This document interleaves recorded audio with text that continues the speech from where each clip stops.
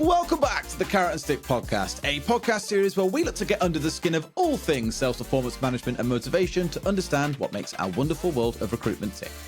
Today, I'm sitting down with a pretty well-known face in the industries, Andy Hallett, the managing director of Recspand, co-founder of Recwired, and also previously the investment director over at ex-SThree, with a 20-year plus career at that company. That was a lot to get through. I'm glad that I remembered it all.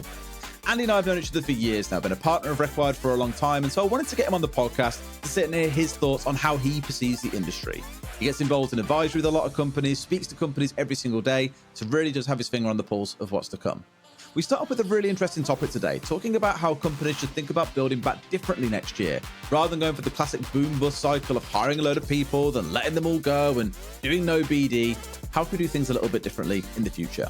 We're also looking at how the recent budget announcements and potential law changes coming into employment law will impact recruitment in the future, and finally end up on data and AI. AI especially being everyone's favorite topic. I know that it's been spoken about an awful lot, but Andy has some really interesting thoughts on that today as well. Let's get into things then. Without further ado, here is Andy Hallett. Andy, good morning. Thank you so much for jumping on. How are you today? Yeah, good. Thanks, Derry. Thanks for inviting me on. No worries, no worries. Looking forward to this one. So I imagine most people will probably know your name. If they don't, who is Andy Hallett? What does he do? Where's he from? Give us the spiel. So I've been 25 years in the recruitment industry. I joined in 1999, which seems a hell of a long time ago, a brand called Huxley Associates, who people may know as part of the ex-SThree group. Did about 6 or 7 years as a contract recruiter through to manager. And yeah, really enjoyed recruitment. It was a great means to an end. I was pretty good at sales. I was an okay sales manager. But then really got into the workings of recruitment companies. So I was what's called commercial manager at Huxley, but that basically involved building out our ATS search system, working on the direct marketing, building our data, understanding our reports, doing a lot of the internationalization. And, after a few years, I got the global gig at ex-SThree to do the same. Did that for a number of years. Worked on some really cool projects. Being at one of the bigger companies, you get exposed to some really big projects. We put in SAP, Siebel, Salesforce, various different times. Did 3 or 4 timesheet systems, risk systems. So just exposed to lots and lots of different things. And lucky to be a small part of a very successful machine. Left there 5 years ago. Set up my consulting business. So I go and work with recruitment companies on how to make them grow and scale, hopefully to that sort of level, and also work with vendors into the recruitment space to make sure they're really addressing the problems, understanding how to sell in, how to market and target their proposition. And my second business, I co-founded with Dalter and Charlotte Doherty, which is Recwired, originally Lockdown Leadership Network. Started on a drunken Friday night, building a WhatsApp group out by the end of the week. Did the name also come from the drunken Friday night by any chance? It's quite clever. I do like the name. Yeah. Sorry, I said the name's quite clever. It must have come from a drunken Friday night as well, right? 100%. They normally do. So all the best ideas started in a pub, and it was one of those virtual Zoom pubs during COVID. Yeah. So we built the founder network up. We looked at, there's a number of networks out there. We took what we thought worked really well in the networks we've been in. We looked at what we didn't think, and we very much thought we needed our own identity. We sit now with, I think, somewhere between 800 and 900 founders, in our groups. We divide it up. So we've got 3 groups. We've got the founder group, which is 1 to 5, your sort of independents, your startups, your boutiques, growth, which is 5 to 50. And then enterprise, which is 50 plus. Anyone who's got to that sort of level is doing pretty well. So yeah, it's keeps me busy. It does, and as well as all the pool that you're playing behind you as well, and the table tennis when friends come round. Yeah, 100%. So because we're doing this on Riverside and not on Zoom, I haven't got my fancy background. So you are exposed. The man keeps working. Excellent, good stuff. Cool. Well, we had a little chat before we came live on this one. I think it was the longest pre-podcast chat I think I've ever had about topics we go through, but it's not a bad thing. So there's some really interesting points in there. And the 3 areas that we want to go through is building back differently this time, which I absolutely love because it's all good looking back at the past and what's worked before, but obviously it's a very new world now. Things are hopefully about to turn a corner. If you want to know about the future, so we'll go through that. Change in the future and potentially offshoring around the budget, what that means for the future of the industry, things along those lines as well. And then a big one that I think both you and I are quite passionate about, data and AI in business as well. A lot of what you did back at S3, but also digging into how jobs will look different in the future too. Still sound good to you? Sounds perfect. Perfect. Well, let's start at the very top then, because it is a massive topic, building back differently this time. You proposed this topic to me. You said it was really about, are we going to go back to that same boom bust cycle, or are we going to do things differently this time? Well, floor is yours. What do you think about this? So look, it's multi-layered. So there's both the how and the when. I think we're sat here at end of November 2024, and with a feeling that the last month or two have been definitely better. I've characterized this year for a lot of firms as being, mainly about survival. And there's been exceptions that have grown, but if you ask most firms, and if they're being super honest, they'll be like, yeah, this year's been really tough, and we've either hunkered down a bit, we've stood still, but we're here. And I think a lot of people's strategy is you're here, but that in itself is, just surviving is quite weary. People didn't come into business just to break even. People come into business to, make good profits, make good dividends, build a business that they can sell. So I think maybe after the last couple of months, I've seen people say, right, okay, well, we're done with survival, right? We're there. Don't want to do this for another year. So we're going to think about how we're growing. And I think people are targeting 2025 as that year of growth. So I think probably a lot of people now are at that point of, right, okay, what are our plans? And far from sort of just looking down, they're actually looking up now, which I think is a big shift in the last few months. So my challenge to people is, how are you going to grow back differently? What are your, or how are you going to grow back? And my advice would be probably learn from the lessons of history. What I would say is that recruitment is cyclical. It follows the macroeconomic trends. You can effectively look at, GDP, and you probably track recruitment jobs, recruitment profits, and it would generally follow that line. So we know that we're here. It will come back. Now, whether it's a V shape, a U shape, I can't remember. All the other shapes have bounced back that potentially we could get.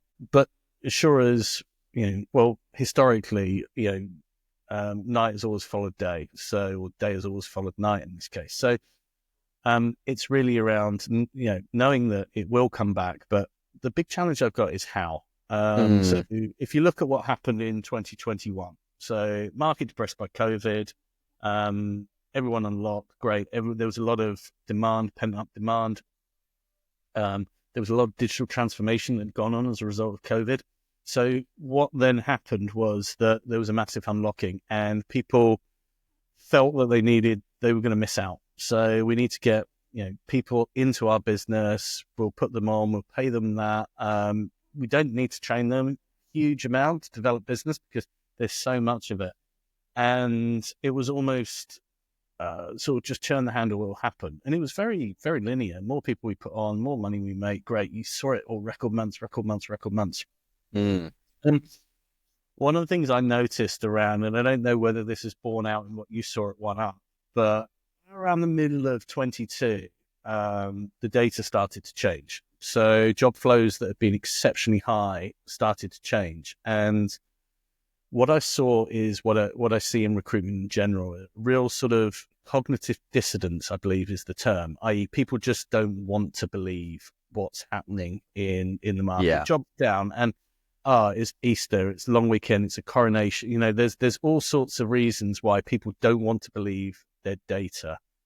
And the data was saying this is getting tougher. And I still think people, were still growing because the point of principle was still okay.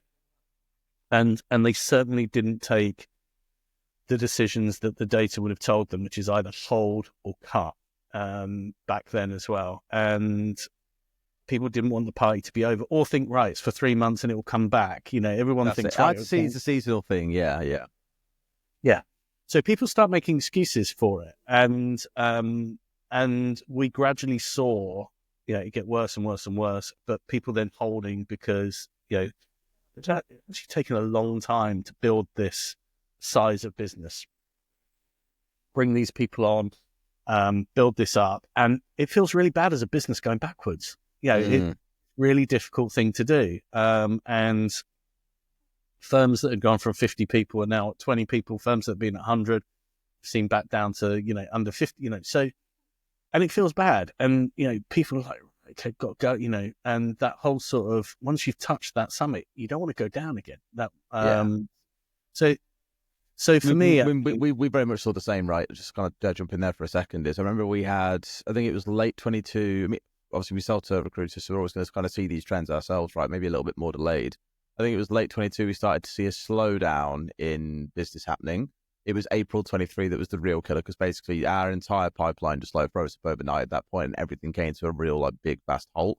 And while some things then continued to trickle on through, that was the big slowdown point. And it was crazy, 4 or 5 months prior to that, end of 22, we had clients or prospects sat there saying, right, we're at 30 people now, we're going to grow to 150 and therefore can have a discount of some kind, right?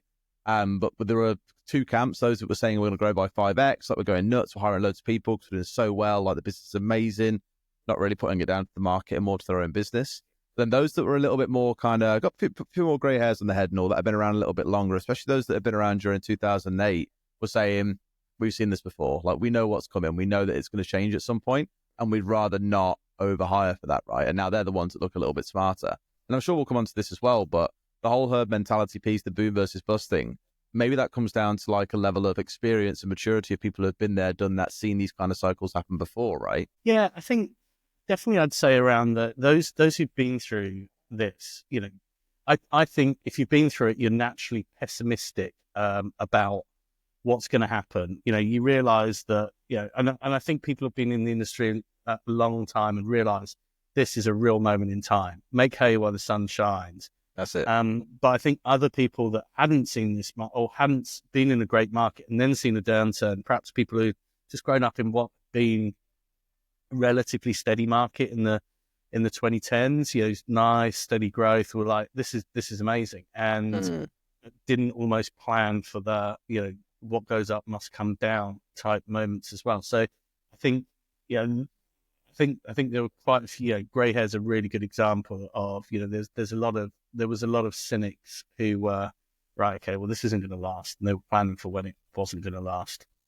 To play devil's advocate for a second here as well, we're speaking about this boom bust cycle.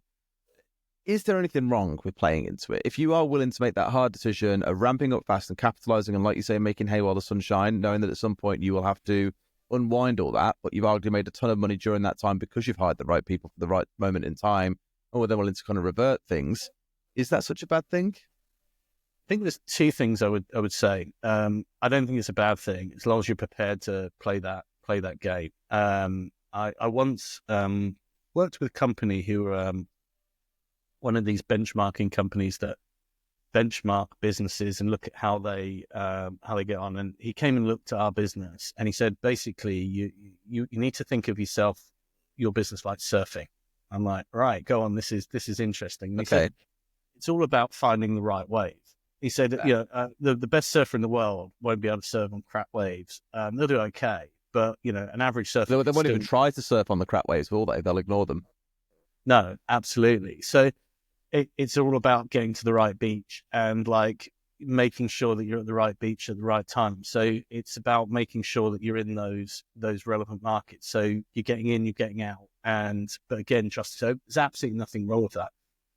The big thing I've seen is I think the firms that probably aren't as exposed to those shocks are the ones with contract books or work on long-term retainers, sort of those sort of subscription fees. And you probably see it yourself with SaaS business that, I'm sure that, you have your sort of ups and downs, but you start the month on something. And that's it. Yeah. I think the firms that had the bigger contract books were able to ride that a lot better. And I think if you, absolutely. If you're a 100% permanent business, you're at the mercy of the market. Fine. Just accept that, you're going to be 100 people, you're going to be 50 people. You're going to be that classic yo-yo in terms of that, and embrace that. I was speaking to one of our clients about 2 months ago about exactly this, right? They used to be 20% contract, 80% perm, really heavily in IT and tech recruiter in that space. I went to go see them about 2 months ago now, and they're not a small firm. They're about 80 to 100 people.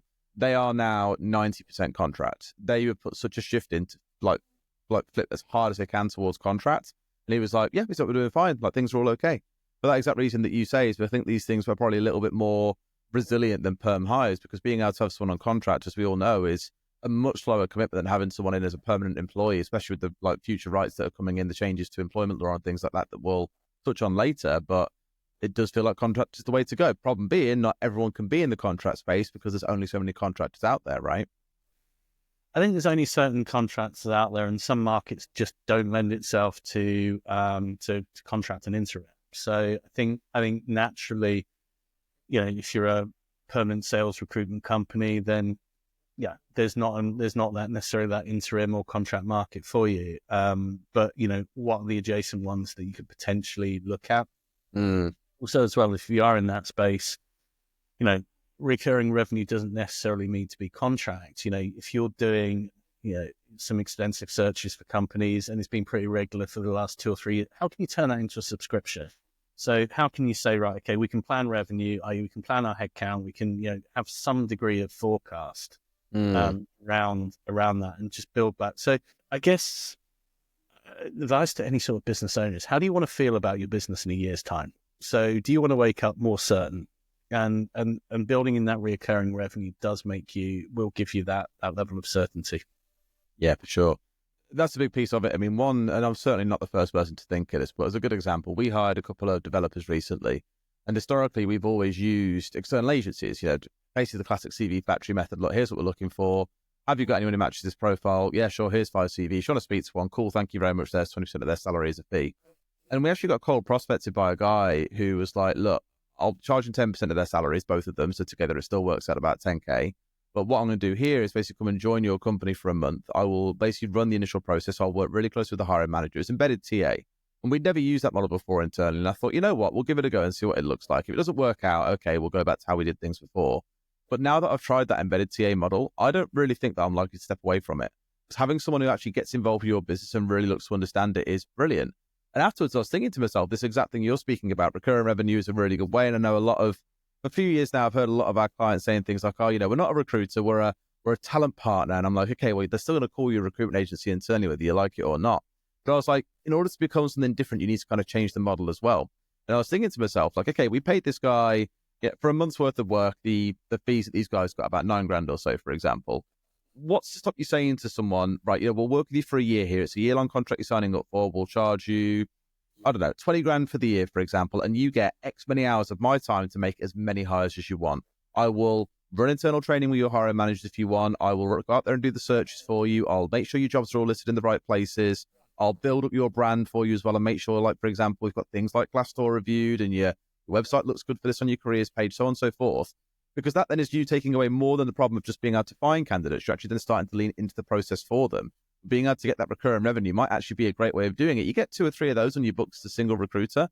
Suddenly you've got yourself tons of work going on. You paid someone's salary already. And like you say, it's potentially recurring revenue as well, as long as they're doing a good job. Yeah, very much. That embedded model, I think, was probably very, very popular 21, 22 with external firms. Because they could we saw a lot of talent teams being made redundant at the end of that boom period, which is the unfortunate part, right?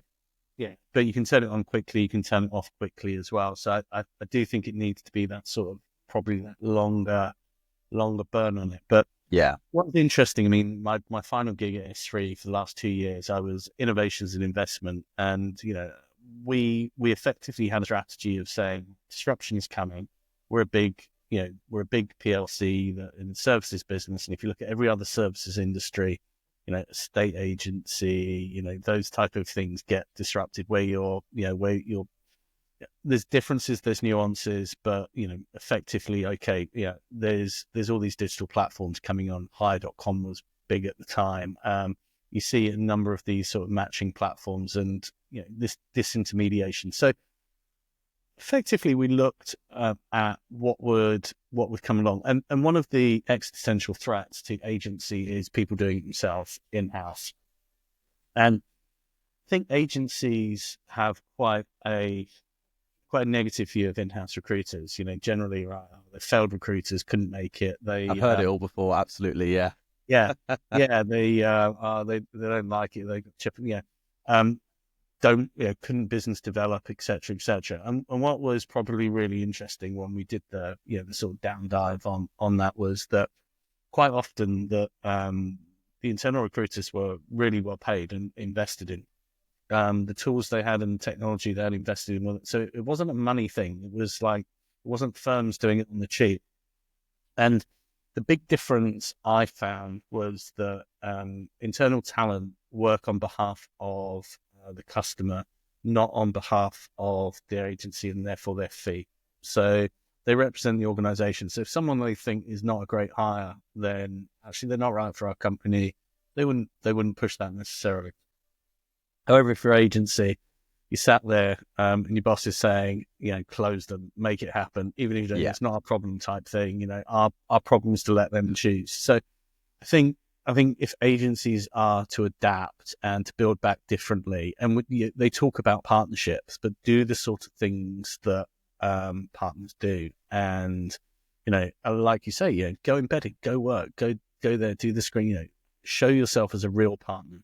Love that one. Yeah.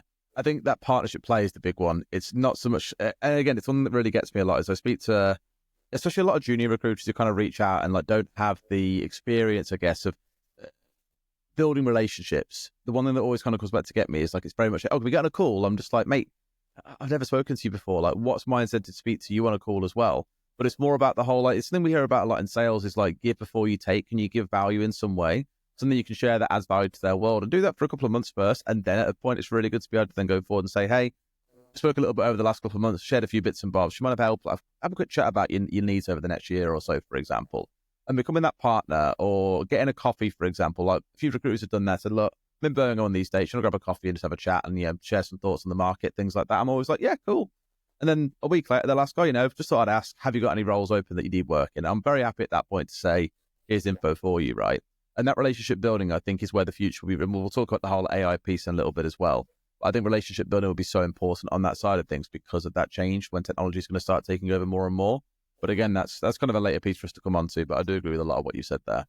Yeah, look, and I would always advise people to think, right, counter-cyclically. So right now, if you're putting out a job advert, chances are you're getting a reasonable response. You're getting candidates who weren't available to you a year or two ago. There's much more in the market. How are you dealing with them? Now, you might not be able to help them, but are you the person that, actually was honest with them? Are you the person that took time? Are you the person that gave them a human response? People remember that. One of the things when I left ex-SThree, I was doing effectively, I was looking around at what I wanted to do, and did I want to go and work for another firm? Did I want to go out of industry? And I ended up doing what I thought I did, which is consulting. But one of the really interesting things for me was applying for jobs, and it was such a soul destroying exercise for our industry. The quality of what you got and the outreach and, what you got back and a mixture of automation. But there are a few companies that really stood out. And to this day, I remember the ones and I remember their brand. And I'm like, this is, the experience of how you treat someone interested in your organization is massive. And it really, you really remember it, and there's these firms who on LinkedIn, and they talk about how they treat their their customers, their employees, stuff like that. And actually it doesn't match the experience. One of the things I'd always say to any founder is to apply to a job to your own company, and then what was the experience like? How did it make you feel? Yeah, exactly that. Did you feel valued? Do you et cetera, et cetera. And also as well, you'll find there's loads and loads of friction in that process as well. So what would you, as a user, would you actually go through the process? How can you make it more easy and more user friendly? But being counter-cyclical, realize that if people aren't actively recruiting, or people are actively looking, now's the time to have the conversations, especially where we sit now, December. Generally, people are a bit more open to, going for a coffee, going for a beer, whatever. People. This is the time to catch people. Generally, people aren't generally starting new projects until January. So, it's a nice time to talk about plans, etc., etc. But I really think building relationships is so crucial. The And Christmas coffee, as I call it at this point. Like, again, it happened last year as well. People just reached out in the last week and like, we've got this week this year commencing the 16th, ends on the 20th, and then most people then start breaking up for Christmas because it's like one working day the following week, for example. That's week where anyone who's reached out to me and said, oh, do you want to have a chat? Do you want to grab a coffee? Like, whatever it is. I'm like, look, that's the week to do it because I know that half my team's on holiday that week. We're not going to get tons done there. I'm going to be around London for a couple of days, for example, meeting up with people. It's the best time to do it because, like, you're not in the usual cycle of, right, everyone's charging full speed ahead for that final week. That's when things will slow down and a lot of people will start disappearing. So Christmas coffees, they're on. I'm going to be all caffeinated out by the end of that week. I swear to God, no more. It's a really good week to sort of get plans in place as well, to look at. And the other thing I would say to any firm right now is don't treat Christmas, New Year as the finish line. You know, you've got to run through that line because your competitors will be, and you know what you do now and what you can continue to do then will really make you want to start 2025 on a high, and anything you can do now will make a huge difference. Yeah, exactly. Cool. One point I do want to pick up on based on what you said earlier in terms of a proposed like question around this whole building about differently pieces. Do know BD. Now, I can imagine some might be listening to this and saying, oh, well, problem is, Andy, during 21-22, we were just so busy that we literally had no time to do BD. And obviously now it's put people in the arse now that we're kind of out of that boom cycle. But it's all well and good when, you know, you've literally got new jobs and opportunities coming out your ears. There's money to be made. You're hiring people to try and fill that need. To then say to them, guys, slow down and do some BD here. Like, I don't want you closing new business that's coming in. I'd rather we turn it away so you can do BD. I imagine most recruiters turn around and say, frankly, fuck off. So what do you do in that situation? How do you, when things are that busy that, you know, you're making tons of cash and you just need to fill these opportunities, how do you say to your team, slow down and do BD? Because for me, I imagine, like I said, most people turn around and tell you to F off for that. I think we always used to call it the green recruiter. I think Scott Fulton termed it as that. So you need to always constantly be using what you have to do more. And I'll give you an example. So you might be resourcing a role and you might be head down resourcing a number of roles. But okay, so you're speaking to candidates, you're quite active around where have they worked for, what are their references, who would they go back to?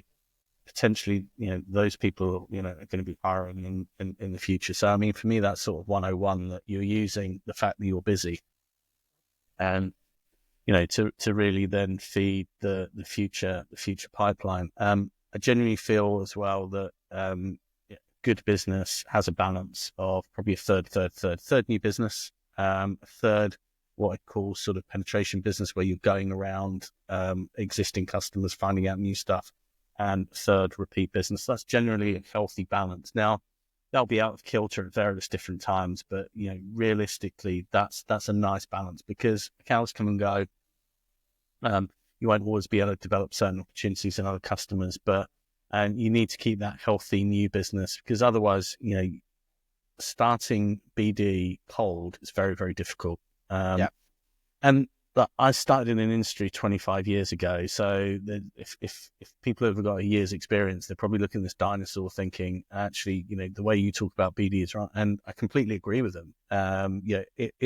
Doing BD now is exceptionally difficult. It used to be that you could pick up a phone a switchboard, and you'd be put through, and you speak to someone, and you could actually be able to have a conversation. If you could send someone an email. In fact, you could send people lots and lots of email, and it would generally get through. That doesn't happen now.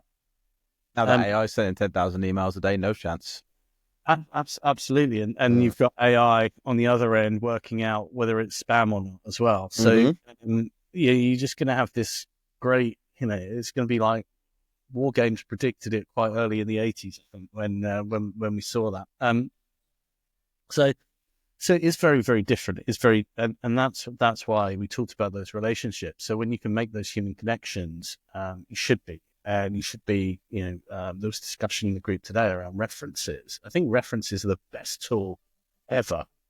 If you're putting a candidate forward for an interview, you have to reference them. Okay. And you know, it's not a compliance thing. It's not because, you know, it's because, right, okay, what is this person really, really good at? What if the interviewer doesn't get out? Can I really be sure on they're amazing at? Or, you know, where do I need to coach them? And what has someone worked with them before going to tell me about that? And very short-sighted, but then again, also as well, you've then got someone who's, potentially spoken to, who's seen you've done a good job, good quality, and, well, this is what we do for our candidates. We want to make sure that we represent them well and we're representing them right, it's actually showing you value.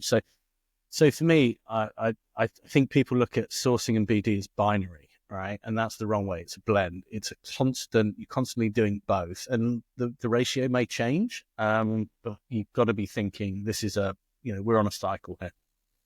Totally.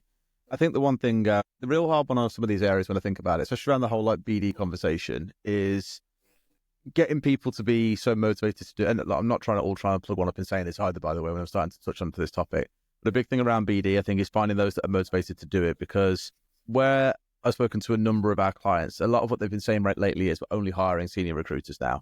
I've been like, why? And they were like, well, and maybe it's a generational judgment thing. I don't know. That it's like, people don't want to pick up the phone these days. Like those that we hire in, they'd rather building things on LinkedIn or doing more social work, things like that. There are, of course, those that are happy to pick up the phone still, but people that are more willing to sit down and do that for the majority of their day, spending 2 or 3 hours on the phone to people is getting harder and harder to find. Do you find that's the same? Yeah, it's interesting. I had dinner with Brad Lewington, who was CEO at Spencer Ogden. So similarly, he worked at a big STEM company, and he exited Spencer Ogden, and he's running building a new recruitment company. And he said that's the biggest change he's seen. That getting hold of people is super difficult, and getting and no one sit there and be told piss off all day long either. There is that. I mean, they're not even getting to be told piss off. They're being flagged as phone spam. They're going to voicemail. So saw something on LinkedIn the other day. Someone made 50 cold calls, didn't get hold of one person. But again, we'll try again tomorrow. So I think there's two things there. One, I think it's more difficult, but secondly as well, people aren't learning the skill because they're not getting the opportunity to do it. So that's sort of getting to that sort of 10,000 hours of excellent, that 10,000 hours to become an expert is becoming more and more difficult. I could do a whole talk about cold calling. Gosh, talk about it all day. Yeah, look, I think you'd need it in your locker, but I think there's other things now that are as important as well. I think one of the things we're seeing is obviously personal brand makes a huge difference. I think messaging versus calling potentially. So I think there's no one right answer. I think people have got to be good at omnichannel, and I mean it varies by sector and industry as well. So I think you've just got to be very comfortable across a very different degree of media. Nice. And I've actually got a theory. I know you said you quite some controversial topics, but I love them. Go on. One of the things I suggested to a number of my advisories is don't hire anyone who lives at home. I'm out of the picture then. And who, with their parents, that is. Okay, I'm safe then. I was going to say. No, living in a home is we all live at home. And look, maybe again, this is one of the things that we observed. So with a couple of customers, we looked at effectively the demographic of when people left, and it had been a very tough market. But pretty much the majority, well, not pretty much, the absolute majority was people who were living with parents because interesting, they didn't have to dig in. I guess a little bit hard. Oh, it didn't really work out. I'll just find a new one. I've got mum and dad to live with, right? Going gets tough, the tough go travelling, was the phrase you coined, but it was disproportionate and to the workforce. And look, recruitment's a really tough job. And it was, it's tough at different points for different people. Some can come in like banging 3 deals in the first month, great. And then 6 months in, they'll blank for a few months and they'll get it then. Or someone, won't do a deal for 6 months in. So recruitment is tough, and it's got those really tough times. And I remember having really tough times as a consultant and a manager. And it was probably two things that kept me going. Contract book. I'm on contract, so at least I wasn't falling off a cliff every month. But also as well, mortgage, car payments, no repayments, those type of things. You had to do it. And if you didn't, it's like, I've got, have response. So I think senior recruiters may be a proxy for, to make it work out. Yeah. That's my undertake. It's the whole piece around, like, just come back to it for a second, the piece around like those that live at home is a really interesting one, because there's sort of two sides to it. They're either super motivated to want to move out and therefore are desperate for the money to be able to get their own place, but you know what it's like trying to buy your own house in this market at the minute. It's horrible. But equally, like you say, it's also having that comfort blanket, and I always feel like a little bit, not that for myself, for a brother. He was a great example of someone who was in a role that was getting a little bit, and he was just like, screw it, I'm going travelling. And so he went and did that for 3 months, and now he's come back and actually got himself a really good job, and he's very happy there, which I'm glad for him for. But it has made me think of it differently about that situation now that you said it, wherein things did get started a little bit crappy. He didn't have a mortgage over his head that he was forced to stay in a relatively poor job for example, or one that he didn't like. He had that liberty to just leave and go and do what he wanted to do. Yeah, but it is a generational thing. And if you actually look at, as a Gen Xer, typically people of my generation and probably older, stayed in jobs for a lot longer.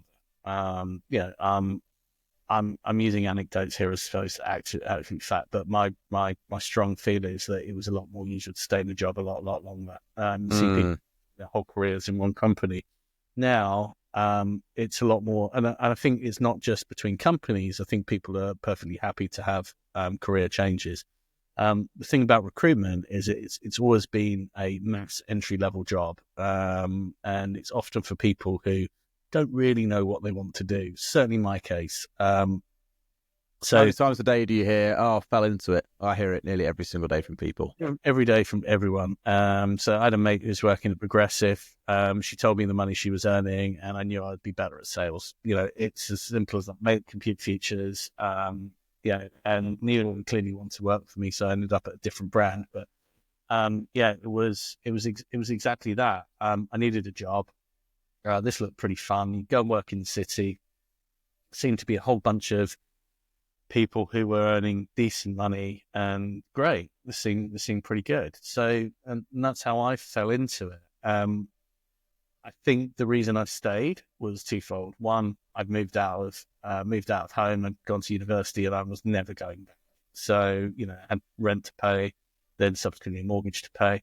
Also, as well, I had really great leadership, really great management. So, I think when people leave as well, you got to question why have they left us, and specifically as a manager, why have they left me? And then you've got a choice. You can either think, well, that's fine, I'm comfortable with that, or actually, perhaps I need to change something in how I do things.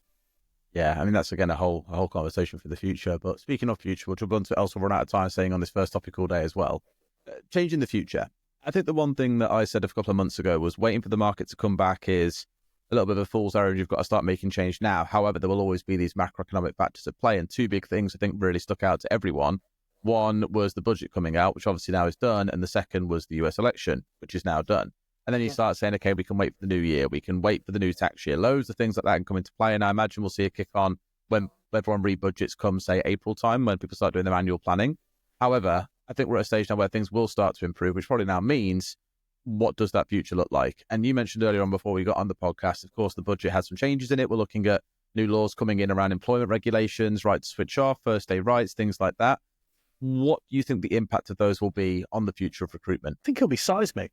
And it won't necessarily all happen at the same time. I think you'll see the classic reaction, I'm going to leave the country, I'm going to do it, which generally doesn't.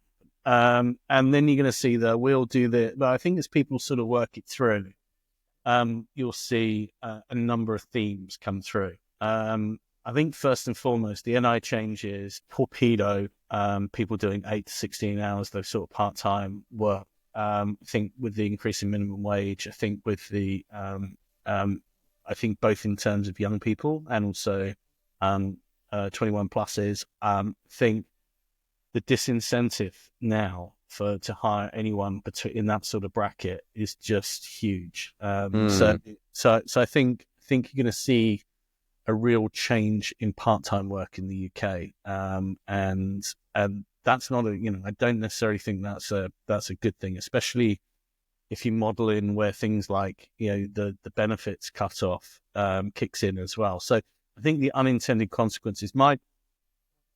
My feeling is what happened there was that So what I'm talking about, there were two changes. There was a change to the rate at which employers' national insurance kicks in. So it went from about $9,500 down to $5,000. So effectively, think minimum wage, that's between 8 and 16 hours. Also as well, the top rate went up. So it's almost like, when people do bowl accounts, when the Treasury and like the government do these budgets, they have loads of different schemes and different teams go off and they work on different things. They model it out. So this will be the consequences. This will bring. And then they go and present it. And you don't know until the day of the budget whether yours made the cut or not. And my feeling is they put these two things together and it was never modeled together because it could have been.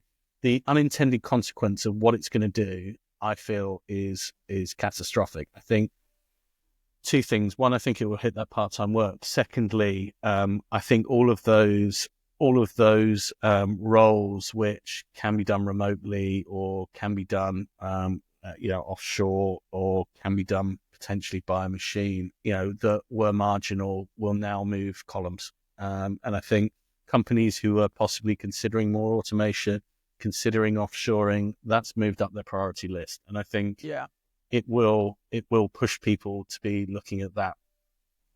The other big change that kicks in 2026 is the change in employment rights. Now, the UK have pretty low employment rights by European standards. They're a bit stronger than the US, but in the scale of Telling things... me we hired someone from the Netherlands. That was a kick. Yeah, they were strong. Oh, yeah, and you'd probably be able to get rid of them by about 2060. Or with a very large payoff, yes. Yeah, so look, we saw this. A lot of the work, I used to spend time in the Netherlands, time in Germany, and you've just got to realise this is the rules of the game. If you go to Belgium, you're going to pay for employers' national insurance. If you employ someone in France, better make sure it's right because you can never get rid of them. And this is just the rules of the company. And actually, for the employees, this is a really good thing. This is they protect workers. So I'm not saying it's necessarily bad, but these are the rules of the game. And what you do see in places like the Netherlands, where you have, is people starting on contracts, then going permanent. So I think where it's a no-brainer now. You hire someone on perm, they don't work out, fine. It's a pretty, you can be pretty lax on how you do it. I think what will change is I think people have to have a lot more process around probation, managing people. I think people are just going to have to get a lot better at hiring people. But also as well, I think people might just outsource that risk as well and have people start as contractors to start with. So I think, and there are whole models built out in the European countries. Look at these models. There's whole models built out around this. So I think you'll start to see companies adapt in that, and that's I think temp to perm will become a lot more of a product come 2026. It's always kind of nerve-wracking, I guess, for a lot of UK employees to see the employment rights as good as they are for the workers. It does make it tough for businesses, especially during a tough market like we're in now, right? Which I guess is probably why these things have been pushed out so far too. Is one, give companies a lot of time to change. There's things that they need to check over before they get deployed, but also they're kind of hoping that at that point we're not in this downturn that we still find ourselves in. And really, in 18 months' time, if it's lasting that long, something is gravely wrong with the economy. In that case, it starts to feel like. I think that the problem is, though, it's a perfect storm of all these things coming together, as you say, right? It's not just one change in isolation. It's things like automation now coming on. It is the increased cost in NI. It is the bring down in terms of when those benefits start to kick in, for example. There's a lot of things about to happen that probably will really start to impact the workforce, which then drags a larger conversation about society into question about what that means for the amount of work that's available for workers in this country. Things start to look like an absolute mess. Yeah, what I would say that there are a couple of upsides. I mean, the primary upside for me actually is let's just call it Starbucks. So Starbucks notoriously haven't paid a huge amount of tax in the UK because they've got very good transfer. Very good. They can pay the tax where they choose because they've got some great tax people. So actually what they can't do is physically move people out of, doing those physical jobs. So collecting more there and, those type of companies who are physically based here, physically doing work, there is some upside. And what they don't collecting, what probably lose in corporation tax and will start to, there will be some benefits there. So there are some upsides, but also as well, then if you are, with your headquarters in London, okay, now this is starting to look a bit more, do we go a bit further east in Europe? Does some, the reason we're in the UK, some of the, the employment taxes aren't as high as they are in Europe, but now this is sort of changing, it's getting a bit closer. Does that then make the change as well? So yeah, it's those whole unintended consequences, I think. But I genuinely think now people will take a very long look at hiring people. And maybe it's a good thing. Maybe people just make better decisions. I think maybe people will look at productivity. One of the things that the budget was based on was getting more productivity out of the public sector. So what I didn't see was the how. I mean, it's an easy line to say, oh, let's go and get more productivity at the public sector. 2%. Yeah, it's just like, good luck. I mean, 2% is massive when you think about the scale of the public sector as well. So good luck to them with that is all I'll say. The local government as well is a real good example. So there's a push for a 4-day week in local government because, they're thinking they can get the same amount of work done in 4 days. So what they're actually saying is that there's a 20% inefficiency right there now that could be handed back to the public. I don't believe that. I mean, there should be an efficiency there, but I don't believe that there would be no change if you moved to that. Well, speaking about change in the future, what is your opinion on the 4-day week? Because there are some recruiters that run it and they rant and rave about it, and whether or not it's purely PR to try and make sure they get some good hires through the door or not, there are plenty saying this actually works really well for us. For me, I've seen it work and not work, and where I've seen it work is where it's being managed well, and I think where people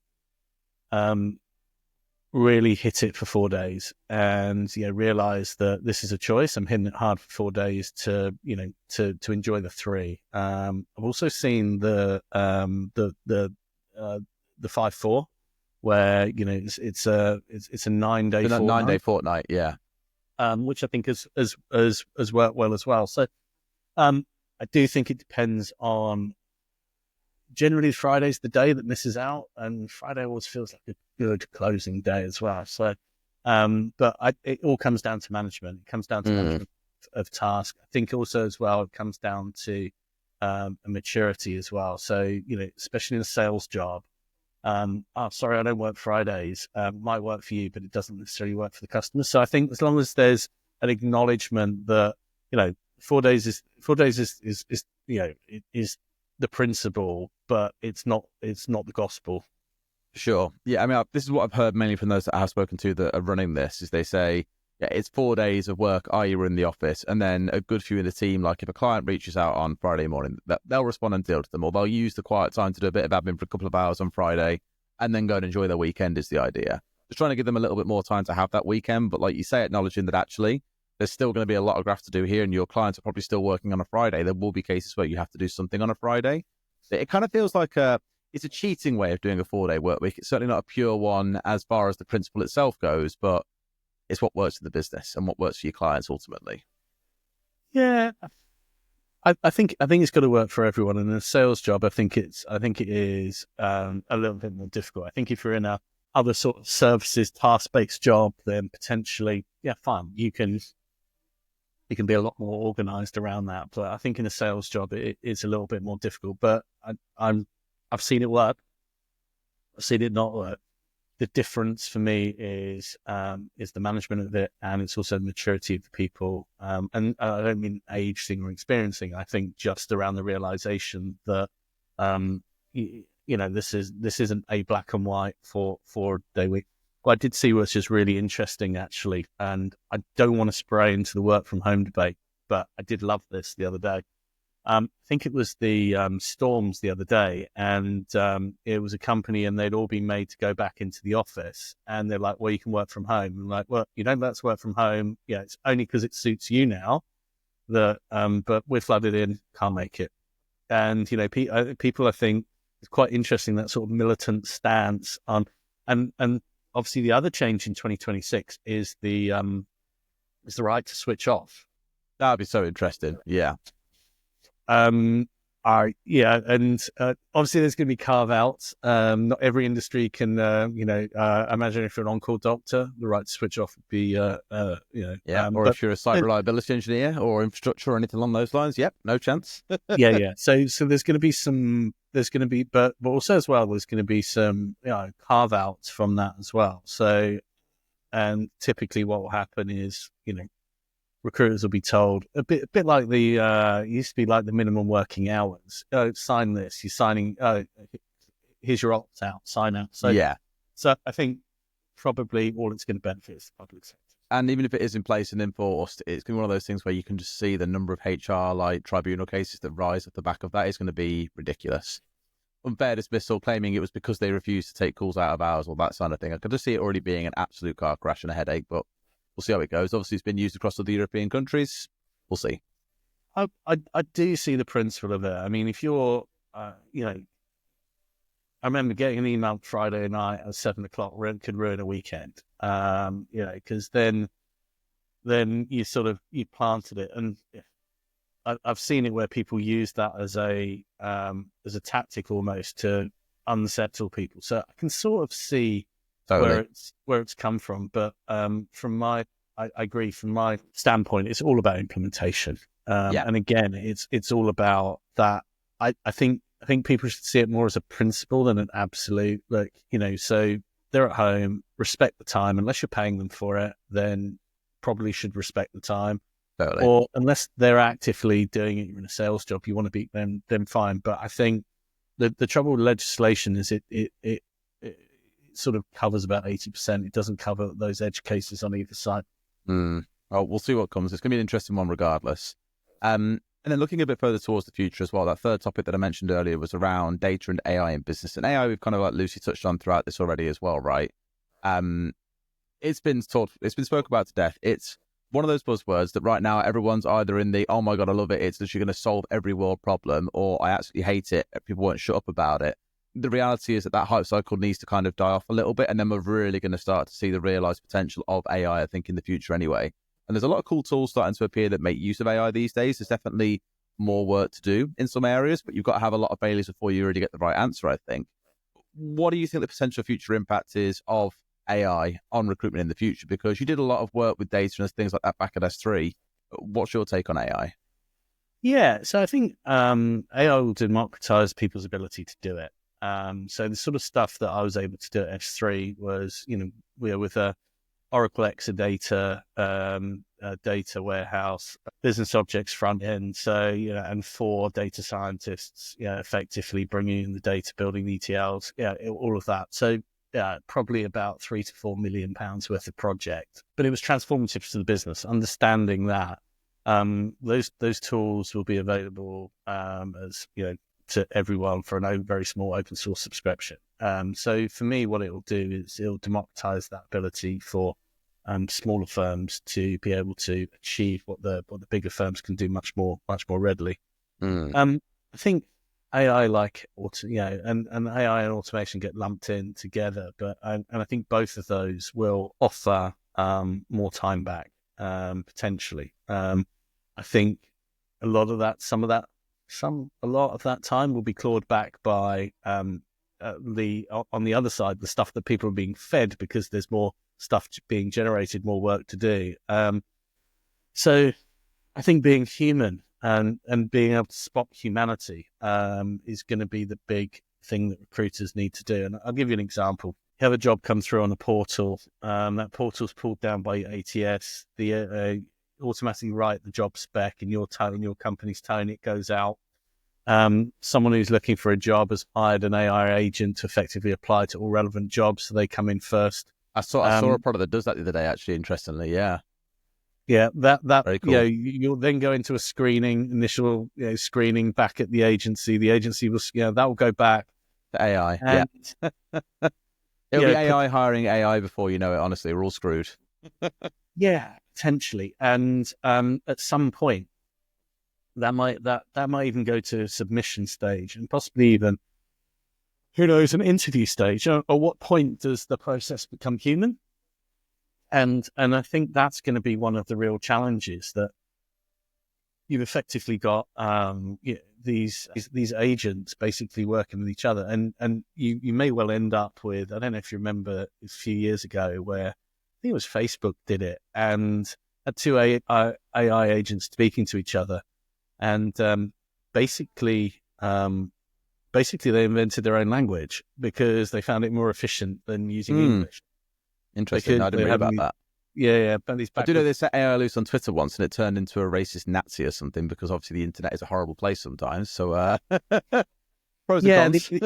The other thing about AI is I did read somewhere that certainly generative AI has reached peak intelligence because effectively the World Wide Web and the sort of people where they source the large language models for, it's just getting dumb. Humanity's being dumbed down. Therefore, the quality of generative AI is being dumbed down. So I think you'll see a restoration around AI. And I think again, people with thoughts, with independent thought, with references, and I think you'll see a lot more scoring towards probably expertise as opposed to the range as well. So I think that will be a change. But where it will help recruiters, I think it will.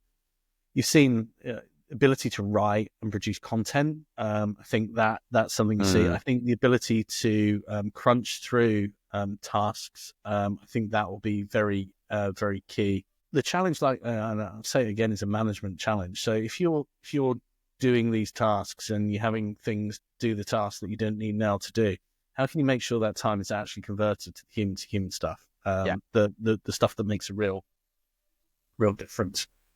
And that's really the challenge that I think people are going to face, a management one. But yeah, where does it go? It in the same way, probably we could have had this conversation in '95 and said, where would the internet go? And we'd have probably had an idea, and we'd think it would be big, but we can't imagine how big where it's going to be big and what difference it's going to change. Like I said earlier, you got to go through that hype cycle, the crap phase, where things are overhyped and then they underdeliver versus expectation, and people get really frustrated with it. Or you still like, no, I can really see where this is going in the future. That potential is huge. We're kind of at that point now where I think we're kind of reaching the top of that hype cycle, and now we'll start to see that kind of like they call it the valley of disillusion when it all comes down the other side for a short time. But it's then when you reach maturity that you really start to see the exciting stuff start to happen. And I don't think we'll be too far away from that. Give it a couple of years, and we'll start having. I think it was OpenAI released like a ChatGPT you can speak to now. So you can have an actual conversation. It will respond back. You haven't got to write things down into a prompt that looks like a command line anymore. You can actually speak to an AI, which is crazy. I remember seeing a recent preview as well where the big change they've got now for voice AI, because normally there's about a second delay after you finish speaking before AI starts, which makes it so unnatural and horrible that I think it's just like, oh, no way. But what they've now got it to start doing is listening to your sentence in chunks and processing what you're saying as you're saying it. So in the same way that humans do, it can realize what you're about to say or what you're about to finish saying before you've even got to the end of your sentence, just like humans do. And that's when it will get to a point where you can literally have a human conversation with AI, which will be bonkers as far as that goes. I mean, the other thing is as well, I mean, the brakes have been put in. So if you go into ChatGPT, it obviously types out like a human would be typing out speaking, and it does it at speed. Yeah. Which I hate. I wish it would just finish the whole thing so I could speed read it. But it's doing that to make you feel a bit better. Yes, yeah, that you're not speaking to a robot. It's thought about it, and it's sort of spitting out, and you're sort of doing it logically as it sees. But yeah, those things. I think even things like imagery. Okay, so what's real, what's not is going to be and being able to tell will be nigh on impossible, and that's where it starts to get scary. What is authentic, what is real, and what's not. And again, I think the recruiters, their ability is going to be almost Turing like. What is humanity? Mm-hmm. It's going to be a very interesting inflection point at some stage, that's for sure. The one that does get me about AI use today in recruitment mainly, when we look at like Gen AI especially, that's where it all started. That's now kind of reaching a point where it's in a lot of places in recruitment. I feel it's so obvious when you read something that's written by AI is the issue. Like, you can tell from reading someone's, LinkedIn profile to an email they send you that they are very different in terms of tonality, and that's not the same person writing that. If I see something that looks like AI, I tend to just immediately dismiss it. Like, it's got a certain can't really describe it. It's a certain tone or style to it that I'm just like, I'm so not engaged with this because I know that it's not written by a human. You haven't cared to write it. Why should I care to read it? And so the big thing for me, it's more about what I always call augmentation. It's like it can do 80% of the work for you. You still got to validate it. You still got to make it your own a little bit. It can do the heavy lifting, but you still need to be involved as a human. Otherwise, like you said, it's robots speaking to robots. There's a really interesting guy I know called Ed Donner. Ed approached us maybe 6-7 years ago he's a data scientist or runs a company of data scientists. They built a recruitment matching platform, and it was, and I suspect it still is one of the primary ones that they've gone long but gen they're proper deep learning AI. And a guy called John Crone, who's one of the most brightest people I've ever met, explained deep learning to me, and it's like, wow, just blew my mind. And we're so far away from actually exploiting all of that as well. If anyone wants to watch a great film on where it's going, watch AlphaGo. It's a few years old, but AlphaGo, how Google beat won the game of Go. So that, but what Ed did was basically went back, 138,000 messages in his iPhone, and he trained an LLM on how he speaks, I'm guessing.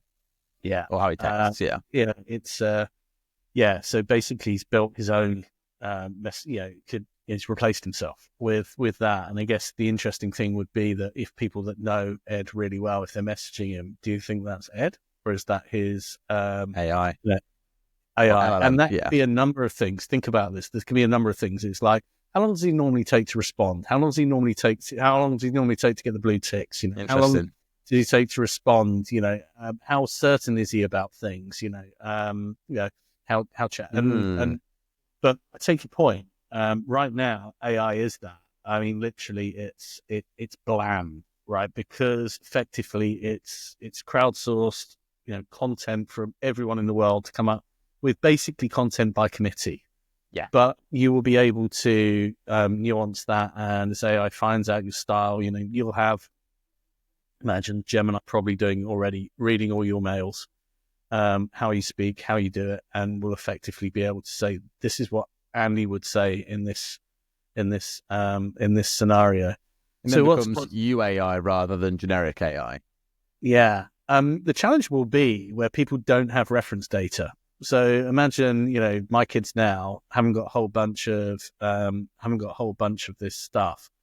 And if they then start writing emails, and their first emails, then generative AI is suggesting what to write, they'll never develop their own style or personality in theory. So this is where it starts to get really, really scary. But there are some that are like that, but I'm already seeing products out there that are like, look, have a half-hour conversation with that AI and we'll be able to speak like you, is the idea, which is terrifying when you think about it. It's like, God, someone can copy that fast. Like, oh, what the hell? But that's probably how they'll go around it, I expect, is, we'll need to build a profile on you, so talk to us for an hour or have a conversation with this AI, voice thing, whatever it might be.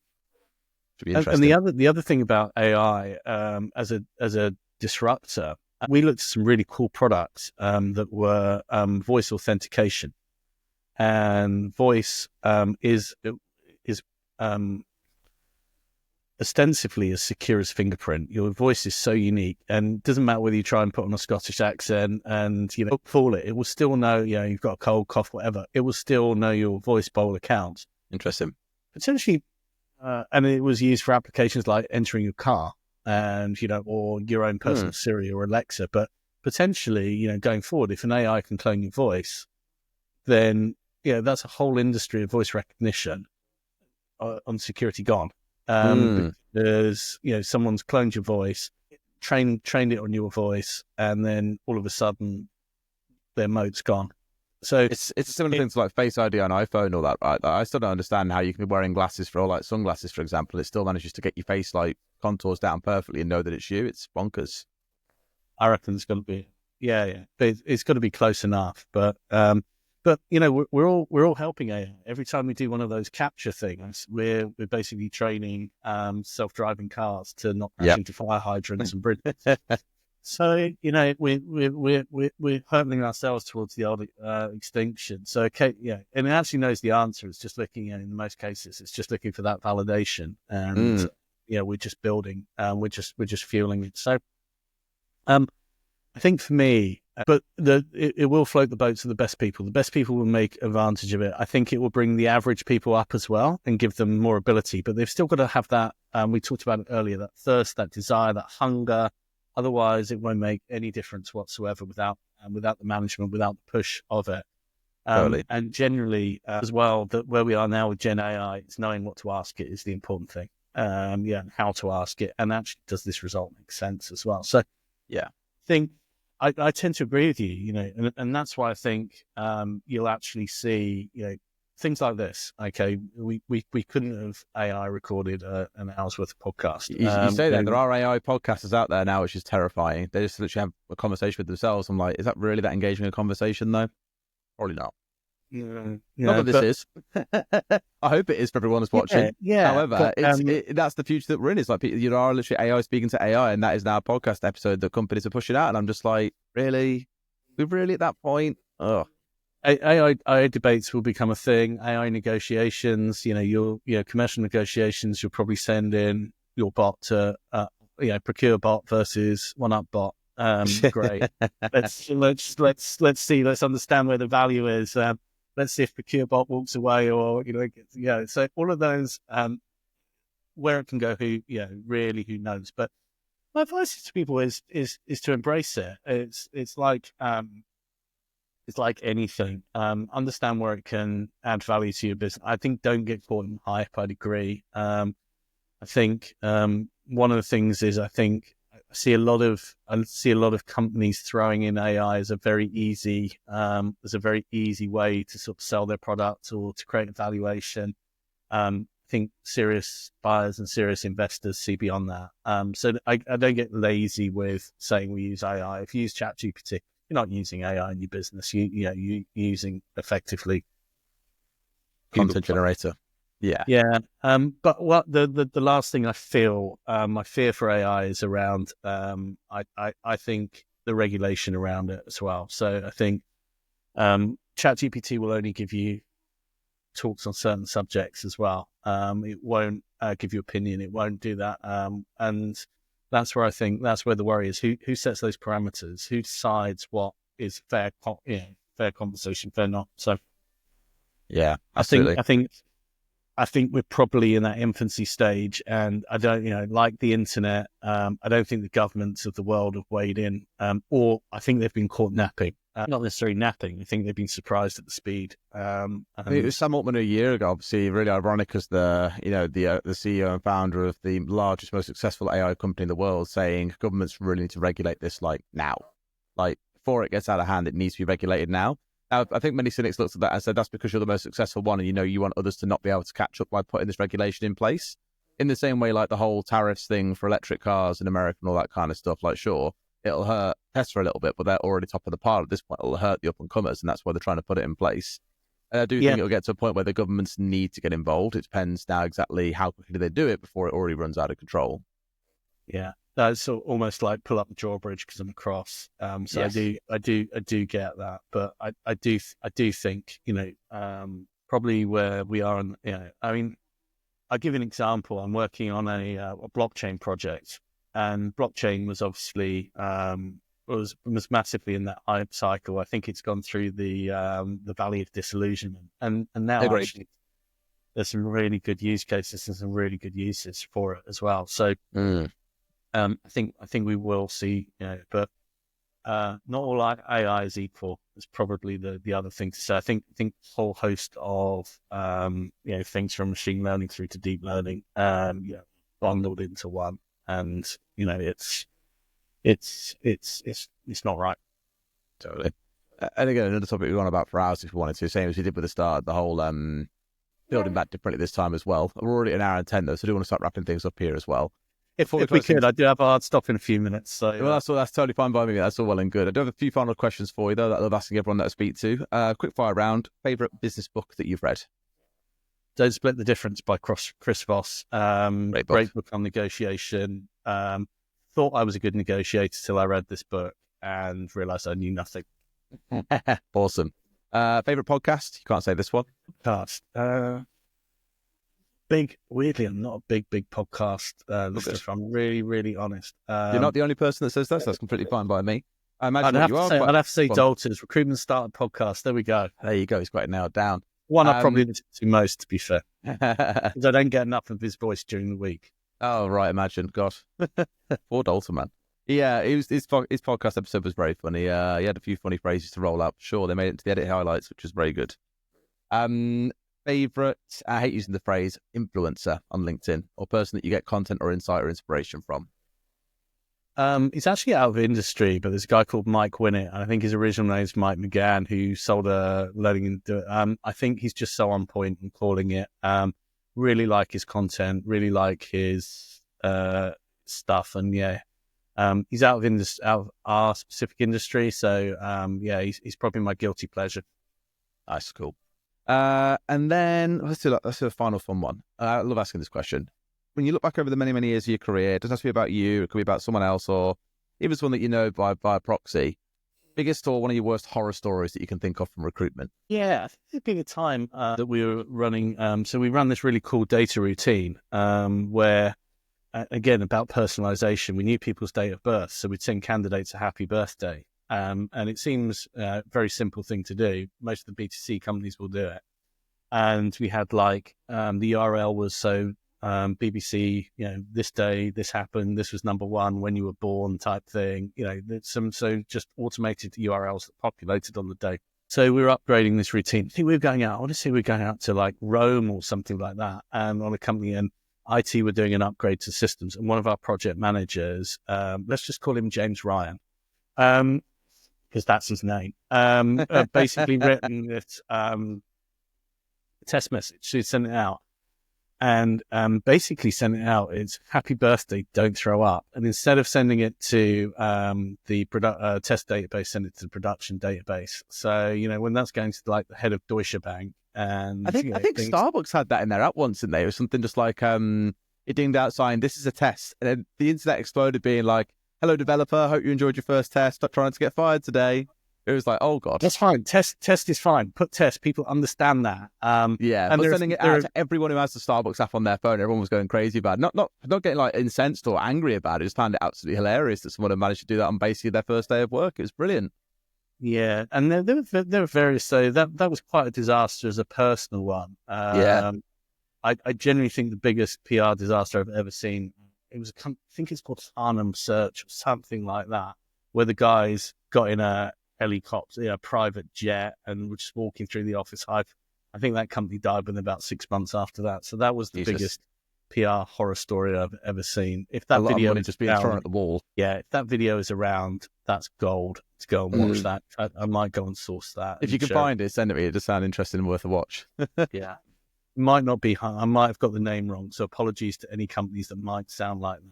But, as I thought you said Harnham, and I was like, Harnham, I'm pretty sure are not that company. They're still around, they're all well and good. No. You might want to edit that for legal reasons, especially as my mate Dave's the chairman of the board. So excellent. Awesome. Well, I have nothing else to ask, mate. That was a really interesting chat. Far longer, honestly, than I thought it would go on as well. An hour and 15 we got to, which is a very, very good amount of time. Look forward to this one coming out. Thank you so much for your time. No, thanks, Derry. Look, and it's good to be involved. One up, get such good. One of the things we did actually in our groups is we run sentiment. So we can go back and look at 5 years worth of conversations, and One Up consistently get a lovely sentiment, both for the value they deliver the business. You like this, and I like this. Just how it integrates into the ATF, how it drives performance. So those were the three things that, and it was actually your team that gave me the idea to run sentiment across our group. So weird, that, isn't it? Guess what? Good things are being said about us using generative AI. So it's great to be part of you guys, and thanks. No worries. Thanks so much, mate. Really appreciate it, and look forward to this one coming out. Nice one. Likewise. Take care, Derek. Cheers.